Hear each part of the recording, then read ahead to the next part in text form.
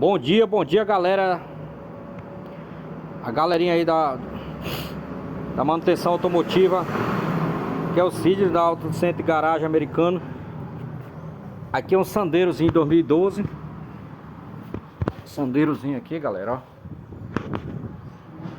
ó. O cliente chegou de estar andando na quinta marcha, tá piando, tá dando um barulho na caixa.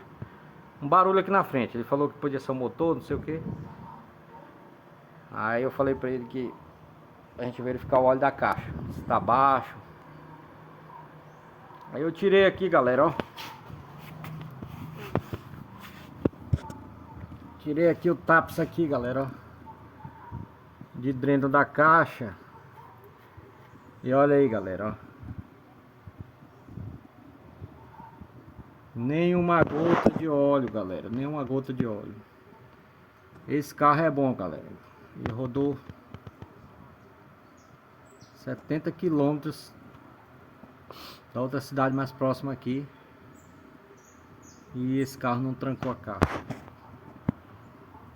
Esse carro já tem o histórico de, se o óleo estiver baixo, ele pia na quinta marcha. Ele fica barulhinho, um piadozinho. Mas esse aqui não tem uma gota de óleo. Vazamento aqui na coifa da tulipa aqui da caixa.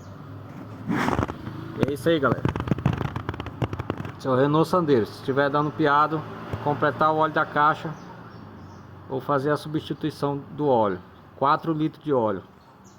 Valeu, um abraço, não esqueça de dar um like aí no nosso canal, fortalecer o nosso canal.